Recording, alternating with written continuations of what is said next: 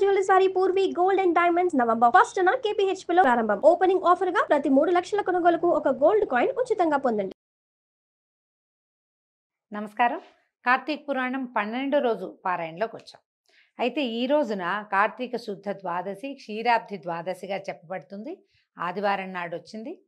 అయితే ఈ ద్వాదశి నాడు పారణ చేయడం, ముందు రోజు ఏకాదశి నాడు మనం ఉపవాసం ఉంటే పూర్తిగా, ద్వాదశి నాడు ఉదయమే ద్వాదశి ఘడియలు దాటకుండా చక్కగా వంట చేసుకుని పూజా విధానం జరుపుకుని, కుదిరితే ఎవరైనా బ్రాహ్మణులకి ఎవరికైనా మన స్వయం పాకం లాంటిది ఇవ్వటము, లేదా ఎవరినైనా ఇంటికి పిలిచి భోజనం పెట్టే అవకాశం ఉంటే ఆ ఏర్పాటు కూడా చేసుకోవచ్చు. ఈ రోజున తులసి ధాత్రి కళ్యాణం అని విశేషంగా చేసుకుంటాం. తులసి చెట్టుకి ఉసిరి చెట్టుకి కళ్యాణం చేసి మనం ఇవాళ అంటే ముందు రోజు స్వామివారు నిద్రలేచి ఉన్నారు కదా, వారికి విశేషంగా సేవాకాలం జరుపుకుంటాం.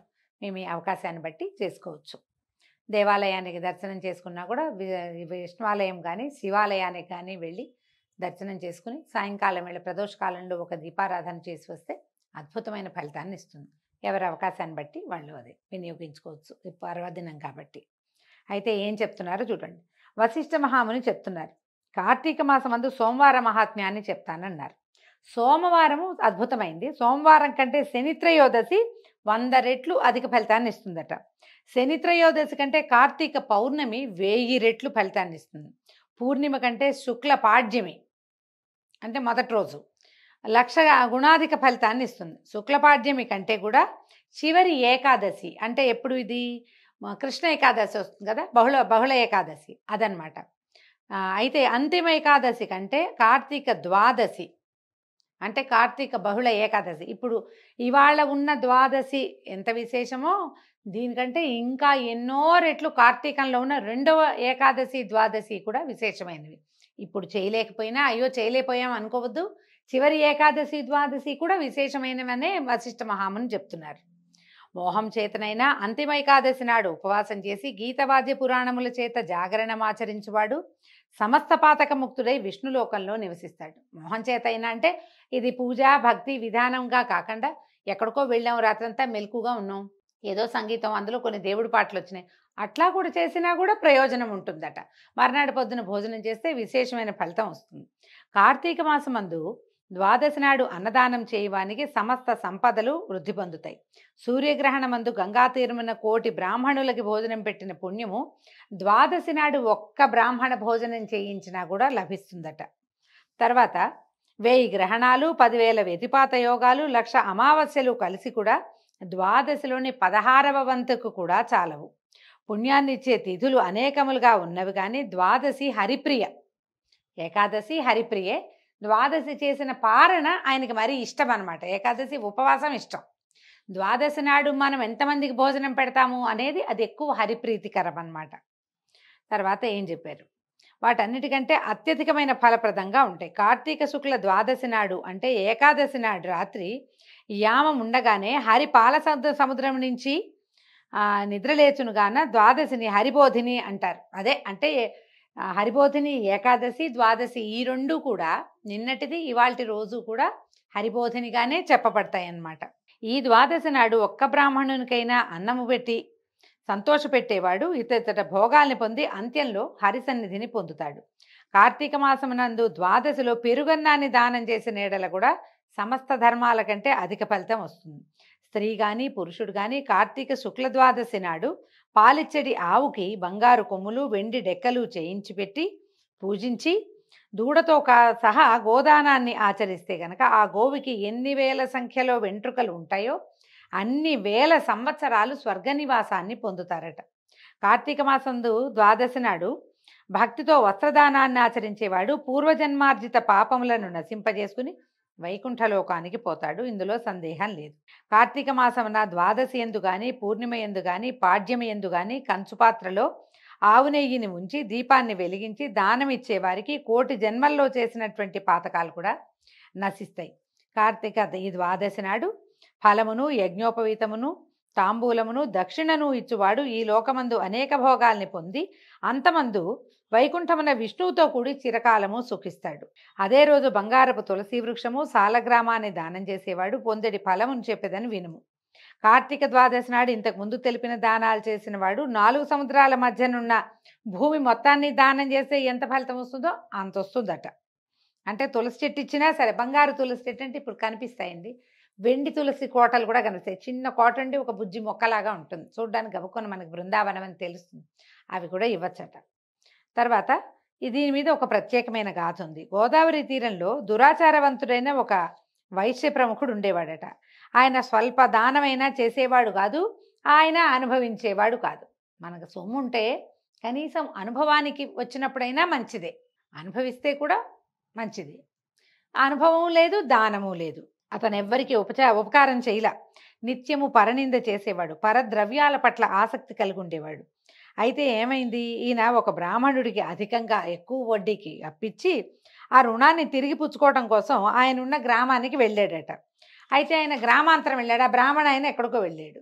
అయితే ఏమైంది, ఆయన ఎక్కడికో గ్రామానికి వెళ్తే ఈయన ఎక్కడికి వెళ్ళాడో కనుక్కుని అక్కడ దాకా వెళ్ళాడు. వెళ్ళి నా డబ్బులు నాకు ఇచ్చేసేయమని కనుక్కున్నాడు. అయితే ఆయన ఏమన్నాడు, ఈ నెలాఖరికి నీ సొమ్ముని ఏదో విధంగా ఇస్తాను కాబట్టి కొద్దిగా నిదానించి సొమ్ము తీసుకుందు కానీ అనేసరికల్లా సరే తాను, ఎందుకంటే ఇప్పుడు నేను కనుక రుణాన్ని నీ దగ్గర అప్పు తీసుకున్నా, నేను నీకు తిరిగి ఇవ్వకపోతే నరకంలో చాలా యాతనలు పొంది మళ్ళీ నీకు రుణదాతకే పుత్రుడిగా పుట్టాలి నాయనా, కాబట్టి నువ్వేం భయపడకు, నేను నీ డబ్బులు ఇచ్చేస్తాను అనగానే ఈయనకి ఎంత కోపం వచ్చిందో ఈ వైశ్యుడికి. ఓరే మూఢుడైన బ్రాహ్మణాథమా, నా ధనాన్ని ఇప్పుడే ఇవ్వు, ఇప్పుడు నెలాఖరి కాదు, ఇప్పటికిప్పుడు ఇవ్వు, లేకపోతే ఈ కత్తితో నేను నరికెదనని దుర్మార్గంతో ఆ వేదాంతేగు బ్రాహ్మణుని జుట్టు పట్టుకుని లాగి కిందకి పడదోసి పాపబుద్ధి అవటం వల్ల తన కాలుతో బ్రాహ్మణుని తన్ని కత్తితో కొట్టాడు కూడా. కొట్టేసరికలా సింహం దెబ్బతోటి లేడీ మరణించినట్టుగా బ్రాహ్మణుడు ఈ ఉద్రేకి వివేకశూన్యుడు అయినటువంటి వైశ్య ప్రముఖుడి దెబ్బలకి మరణించాడట. తర్వాత కోమటి ఏం చేశాడు, రాజదండన వస్తుందేమని భయంతో ఇంటికెళ్ళి బ్రాహ్మణుని చంపానని సిగ్గుపడక సుఖంగా ఉండి కొంతకాలానికి మృతి చెందాడు. వీళ్ళకి ఎవరికి కనపడకుండా దాక్కున్నాడు. చంపేసి దాక్కుంటే వీళ్ళకి దొరకరేమో, మనుషులకి పైన దొరికేస్తాం కదా. అంతలో ఏమైంది, మరణించాక కరాళముఖులు, అమావాస్య నాటి రాత్రి చీకటితో సమానమైన కాంతి కలిగిన వారు, భయంకరులు అయినటువంటి యమదూతలు పాశములను ధరించి వచ్చి ఆ వైశ్యుణ్ణి తమ పాశములతో బంధించి యమలోకానికి తీసుకుపోయి అక్కడ భయంకరమైన రౌరవ నరకమందు యమాజ్ఞ చొప్పున బాధించుచుండదు. ఈ రౌరవంలో ఒక రకమైన పురుగులు ఉంటాయిటండి, అవి విపరీతంగా కుడుతూ ఉంటాయట. యాతనా శరీరమే. మనం ఈ బాడీతోటి ఉన్న దేహంతో ఏం బాధలు పడం, మనలోంచి సూక్ష్మ శరీరం బయటికి వెళ్తుంది, అందులో యాతనామయ శరీరం అంటారు దాన్ని. ఆ యాతనా శరీరంతో మనం ఆ బాధలు అనుభవిస్తాం, కానీ బాధ అయితే తప్పదు కదా. రౌరవం అంటే ఇదిగో రురు అనే మృగ విశేషం, దాని సంబంధమైంది రౌరవం అంటే రురుమృగాల చేత వాటి కొమ్ములతోటి, అదే ఒక రకమైన పురుగు, పెద్ద సైజుది అనమాట, పరిమాణం పెద్దది, చాలా పెద్దగా ఉంటుంది. అది కొమ్ములతోటి గుచ్చేస్తుందట, దానికి ఒక రకమైన కూరలు ఉంటాయి, పళ్ళు ఉంటాయి, కొమ్ములు ఉంటాయి, విపరీతంగా బాధిస్తుంది. అయితే తర్వాత ఏమైంది, ఈ వైశ్యుని కుమారుడు ధర్మవీరుడు అనేవాడు తండ్రి పోయిన తర్వాత ఆయన సంపాదించిన ధనంతో నూతులు తవ్వించాడు, తోటలు వేయించాడు, చెరువులు తవ్వించాడు, చిన్న చిన్న నదులకు వంతెనలు కట్టాడు, ఉపనయనాలు వివాహాలు కూడా చేయించి యజ్ఞాలు చేయిస్తూ నిత్యం బ్రాహ్మణులకి అన్నదానం చేస్తూ తండ్రి సంపాదించిన అంత డబ్బుని అన్ని జాతుల వారికి, ఆకలి కలిగిన వారికి అన్నం పెడుతూ నిత్యము ధర్మపరుడుగా ఉన్నాడు.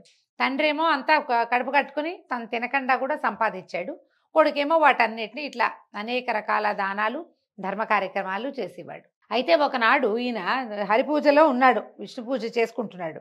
ఆ సమయానికి నారద మహాముని సమస్త లోకాలు తిరుగుతూ యమలోకం నుంచి బయలుదేరి తన వీణాతంతువులతోటి ధ్వని చేస్తూ, అంటే వాయించుకుంటూ గోవింద నారాయణ నమస్తే కృష్ణ అనంత దామోదర తులసీధామ అని ఇలా రకరకాల నామధేయాలతోటి కీర్తనం చేస్తూ స్వామివారిని హరినామ సంకీర్తన చేస్తూ వచ్చాడట. అయితే ఈ ఆనందంగా వీణ వాయించుకుంటూ తన సంగీతానికి తనే మైమరిచి అడుగులు కూడా నాట్యంలాగా వేస్తున్నటువంటి నారద మహామునిని చూసి ఎంతో ఆనందంతో ఈ ధర్మవీరుడు ఏం చేశాడు, ఆయనకి దండాలు పెట్టి పిలుచుకున్నాడు, రండి రండి మా ఇంటికి అని పిలిచాడు. అయితే సరే బాగా చక్కగా కాళ్ళకి నీళ్ళు ఇచ్చాడు, మంచినీళ్ళు ఇచ్చారు, ఏదో ఆహారం పళ్ళు గిళ్ళు సమర్పించాడు, ఒక సింహాసనం వేసి కూర్చోబెట్టాడు. అడిగాడు, అయ్యా మీలాంటి వాళ్ళు మా ఇళ్ళకి రావడమే అదృష్టం, నేను ఏ పూర్వపుణ్యం చేశానో మీ దర్శనం లభించింది, నేను మీకు ఏం సేవ చేయమంటారో చెప్పండి, మీకు ఏం కావాలంటే అది చేస్తానన్నాడు. అప్పుడు నారదుడు ఏమన్నాడంటే, నా మాట జాగ్రత్తగా విను ధర్మవీర, నువ్వు బుద్ధిమంతుడివి. అయితే కార్తీక ద్వాదశి విష్ణుమూర్తికి ప్రియమైంది కాబట్టి ఆ రోజున చేసినటువంటి స్నాన దాన జపతపాదులు అనంత ఫలప్రదాలు అవుతాయి. సూర్యుడు తులారాశిలో ఉండగా కార్తీక మాసమందు ద్వాదశి నాడు ధనికుడు కానీ, దరిద్రుడు కానీ, యతి కానీ, వానప్రస్థుడు కానీ, బ్రాహ్మణుడు కానీ, క్షత్రియ వైశ్య శూద్రులు కానీ, స్త్రీలు కూడా సాలగ్రామ దానాన్ని ఆచరించేవాళ్ళు జన్మాంతరకృత పాపాలని నశింపజేసుకుంటారు. కాబట్టి ధర్మవీర, నా మాట విను. మీ తండ్రి చనిపోయి యమలోకంలో నానా బాధలు పడుతున్నాడు. అతని పాప విశుద్ధి కోసం కార్తీక శుద్ధ ద్వాదశి నాడు నువ్వు సాలగ్రామ శిలాదానం చెయ్యి అన్నాడు. అయితే ఇదంతా వినేసరికల్లా ఈ వైశ్యుడేమన్నాడు, అయ్యా, గోదానం, భూదానం, తిలదానం, సువర్ణదానం ఇవన్నిటితోటి మహాదానాలు అవన్నీ, వాటితోటి వస్తుంది కానీ ముక్తి శిలాదానంతో ముక్తి ఎట్లా వస్తుందండి? శిలాదానం వృధాగా ఎందుకు చేయాలి? ఇది భక్ష్యం కాదు, భోజ్యం కాదు. కాబట్టి నేను రాతిని దానం చేయను. సాలగ్రామాన్ని శిలగా భావించాడనమాట. నారద మహర్షి ఎన్ని విధాలు చెప్పినా వైశ్యుడు మూఢుడై సాలగ్రామ దానం చేయటానికి మాత్రం సమ్మతించలేదట. ఆయన తర్వాత నారదుల వారు వెళ్ళిపడి వీడికి చెప్పినా అర్థం కాదు అని. కొంతకాలం తర్వాత ధర్మవీరుడు మృతి చెంది మహాత్ముల మాట వినని దోషం చేత సాలగ్రామ దానము చేయనని నిరాకరించటం వల్ల నరకమందు బాధల నుండి తర్వాత 3 సార్లు వ్యాఘ్రమై జన్మించి ఆ తర్వాత 3 సార్లు కోతిగా పుట్టి అనంతరము 5 సార్లు వృషభంగా పుట్టి తర్వాత 10 మార్లు స్త్రీగా జన్మించి గత భర్తయ్యి వైధవ్యమును పొంది ఉండెను. దాని తర్వాత ఏమైంది? ఇట్లా 10 జన్మలు గడిచిన తర్వాత 11వ జన్మల్లో ఈ ధర్మవీరుడు ఒక యాచకుడికి పుత్రికగా జన్మించాడు. తర్వాత కొంతకాలమునకు యవనమునకు రాగానే తండ్రి తగిన వరునికిచ్చి వివాహం చేశాను. అంటే ఇప్పుడు పొందకూడని జన్మల్లో స్త్రీ జన్మ ఉందా అని ఒక ప్రశ్న వస్తుందండి. ఇలాంటివి వినంగానే అదేంటండి అంత మాట అన్నారు, స్త్రీ జన్మ ఉత్తమ జన్మ కదా అనిపిస్తుంది. స్త్రీ జన్మ ఉత్తమ జన్మ అయినప్పటికీ మనకి తెలిసిందే, స్త్రీలకి ఒక గృహం, ఒక స్థలం ఉండదు. పుట్టిన పిల్లల్ని, ఆడపిల్లల్ని మనం వివాహం చేసి ఇంకొక చోట పంపిస్తాం. ఈ వివాహం చేసి పంపించిన తర్వాత ఈ కాలం కాదు, ఇది పూర్వకాలం కాబట్టి భర్తకి లొంగి ఉండాలి, అతని దౌష్ట్యాన్ని భరించాలి. పతివ్రతగా ఉంటేనే వాళ్ళకి మోక్షం, లేకపోతే లేదు. తర్వాత కొన్ని రకాల దాన ధర్మాదులు అవి చేయటానికి అవకాశం ఉండదు. దాంతోపాటుగా మాతృత్వం అనేది శాపము, వరము కూడా. ఇప్పుడు ఈ వీసరాయిని కట్టుకుని మోసినట్టుగా 10 నెలల పాటు సంతానాన్ని మోయాలి. అది అత్యద్భుతమైన అనుభవమే. ఒక్కసారి 2 సార్లు అలా అయితే ఒక రకం, అట్లా కాదు. పూర్వకాలం సంతానాన్ని పొందుతూనే ఉండేవారు. సంతానాన్ని పొందటం అంటే ప్రతిసారి మృత్యుముఖంలోకి వెళ్ళి వెనక్కి రావటం, చావంచుని చూసి రావటం. ఈ పుట్టిన సంతానానికి మలమూత్రాదులకి రోయకుండా అతి ఓపికగా సంతానాన్ని పెంచాలి. ఎక్కువ దుఃఖాలు అనుభవించవలసి వస్తారు స్త్రీలు. మరి పూర్వజన్మలో చేసుకున్న రకరకాల కర్మల వల్ల మన స్త్రీగా జన్మించినప్పుడు ఈ ప్రత్యేకంగా ఇవి చేయాలి అని పురాణంలో చెప్పిన ప్రకారంగా చేస్తే మరల స్త్రీ జన్మ రాదు. ఒకవేళ వచ్చినా కూడా ఉత్తమ కులాల్లో అట్లా, అంటే ఇంత బాధలు పడకుండా. ఎందుకంటే మాతృత్వము ఇలాంటి వ్యవహారం తప్పదు ఏ స్త్రీకైనా. పురాణాన్ని వ్యాఖ్యానమే చేస్తున్నానండి. దీన్ని ఏమంటారు, నా ఉద్దేశంగా భావించద్దు. ఇందులో చెప్పబడిన దానికి అర్థమయ్యేలా చెప్తున్నాను అంతే. ఏదైనా ఒక పూజ, ఒక విధానము అవలంబించాలి. పాతివ్రత్యం తప్పనిసరిగా. అంటే ఇప్పుడు ఈ కాలంలో 2-3 పెళ్ళిళ్ళు చేసుకుంటున్నారు కదా అని ఒక ఆలోచన వస్తూ ఉంటుంది.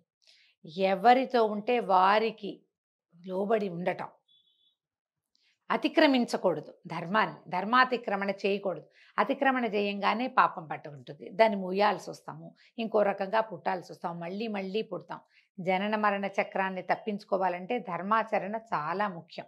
స్త్రీలకి కొన్ని ప్రత్యేక ధర్మాలు చెప్పబడ్డాయి, అవి చేయవలసిందే. చేస్తే ఇది తగ్గుతుందని పురాణం ఇలాంటి విషయాల్ని చెప్తుంది. మనకి ఎంత అవగాహన ఉంటే అంత, ఎంత అర్థమైతే అంత. ఆ పైన భగవదేచ్ఛ అంతే. ఇంకా అయితే ఏమైంది, యాచకుడికి పుత్రికగా జన్మించిన తర్వాత కొంతకాలానికి పిల్ల కొంచెం యవనానికి రాగానే తండ్రి ఏం చేశాడు, ఒక వరుణ్ణి చూసి వివాహం చేశాడు. తర్వాత ఏమైంది, ఈ వివాహంలో ఇట్లా పెళ్ళయింది, ఆ అల్లుడు కాస్త మరణించేసరికల్లా మృతి నొందిన అల్లుని బంధువులందరూ వచ్చి చూశారు. అయ్యో, ఇంత చిన్నపిల్ల, దీనికి అప్పుడే వైధవ్యం వచ్చిందే, ఏమిట్రా అంటే ఈ యాచకుడు యాచన చేసుకునేవాడే కానీ ఆయనకి మంచి అనుష్ఠానపరుడు. ఆయన దివ్య దృష్టితోటి చూసి చిన్నదాని బాలవైధవ్యానికి కారణం తెలుసుకుని బంధువులందరికీ ఈ పుత్రిక యొక్క పాపపుణ్యాల విచారణ అంతా చెప్పాడు. ఇట్లు చెప్పాక ఏమన్నాడు, ఈ అమ్మాయికి వివరంగా చెప్పాడు. సాలగ్రామ దానం చేయకపోవటం వల్లే ఇలా జరిగింది అని. అప్పుడు ఏం చేశారట, ఆమె యొక్క పాపాన్ని పోగొట్టడానికి జన్మాంతరార్జిత పాపనాశన సమర్థమైన సాలగ్రామ దానాన్ని కార్తీక సోమవారం, కార్తీకంలోనే పిల్లకి పెళ్ళయింది, మర్నాడు వేదాంత వేత్త అయినటువంటి బ్రాహ్మణుడికి దానం చేయించారు. కాకపోతే కథలో వింతగా ఉంటుంది. అక్కడ భర్త మరణిస్తే ఇట దానం ఎట్లా చేయించారండి అని. ఆ కాలపు నియమాలు ఏమిటో మనకు తెలియదు. కాకపోతే కథ ఎట్లా చెప్తారంటే సాలగ్రామ శిలాదాన మహిమ చేత ఆ భర్త మళ్ళీ జీవించాడు అని చెప్తారు. సాంగంగా దానం చేయించేశారు. తర్వాత ఆ దానం వల్ల ఇది జరిగింది. కొంత కాస్త వింతగా పద్ధతికి విరుద్ధంగా కనిపిస్తే కథగా మనం వినాలి పురాణంగా. తర్వాత దంపతులు ఇద్దరు చిరకాలము జీవించి సుఖంగా ఉండి స్వర్గానికి పోయి అక్కడ కూడా బహుకాలము ఆనందంతో ఉండి తిరిగి భూమి యందు జన్మించి బ్రాహ్మణుడై పూర్వపుణ్యం చేత జ్ఞానాన్ని పొందాడు. ప్రతి సంవత్సరము కార్తీక సోమవారమున సాలగ్రామ శిలాదానాన్ని ఆచరించి ఆ పుణ్యముతో మోక్ష సామ్రాజ్య పదవీ గతుడయ్యను. రౌరవమందున్న అతని తండ్రియు ఈ సాలగ్రామ మాహాత్మ్యము చేత ముక్తుడాయను. కాబట్టి జనక మహారాజా, కార్తీక మాసమందు సాలగ్రామ దానము చేత హరి సంతోషించును. ఇందుకు సందేహము లేదు.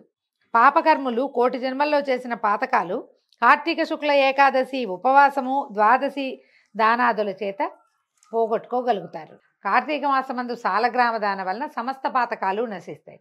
ఇదే ముఖ్యమైన ప్రాయశ్చిత్తము. ఇంతకంటే వేరే ప్రాయశ్చిత్తం లేదు. ఇందుకు సందేహము లేదు. అంటే సాలగ్రామ దానం ఎలా చేయాలి? మనకి అలవాటైన దేవాలయాలు, ఇంటి పక్కన చుట్టుపక్కల దేవాలయాలు ఉంటాయి.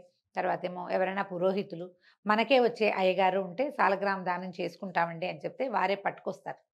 ఆ తెచ్చిన సాలగ్రామానికి ఇంత వెల అని చెల్లించేసి సాలగ్రామాన్ని మనం తీసుకుని వారితోటి మంత్రం చెప్పించుకుని ఆయనకే మళ్ళీ మనం దక్షిణ తాంబూలాదులతోటి సాలగ్రామ దానం చేసుకోవచ్చు. కుదిరితే ఇంట్లో పెట్టుకుని సాలగ్రామానికి అభిషేకం చేసుకుని పూజాంతంలో మనం ఆ సాలగ్రామాన్ని చేయొచ్చు. ఇది నదీ తీరాల్లో, సముద్ర తీరాల్లో చేస్తే ఇంకా మంచిది. దేవాలయంలో చేసినా మంచిది. స్వగృహంలో చేసుకుంటే దాన్ని మించింది లేదని చెప్తారు. మనకున్న అవకాశాన్ని బట్టి ఎలాగైనా చేసుకోవచ్చు. ప్రతి సోమవారము అని చెప్తున్నారు. ప్రతి ఏడాది ఒక్కసారి దీపదానము, ఒక్కసారైనా సాలగ్రామ దానము, ఒక్కసారైనా సాలగ్రామ పూజ, ఒకసారైనా దేవాలయంలో ఒక్క దీపం పెట్టడము, అవన్నీ ఒకటైనా చెయ్యండి అంటారు. మన అవకాశాన్ని బట్టి చేసుకోవచ్చు. దీంతో 12వ రోజు అధ్యాయం పూర్తయిందండి. రేపు ఉదయం మళ్ళీ 13వ అధ్యాయంలో కలుసుకుందాము. నమస్కారం.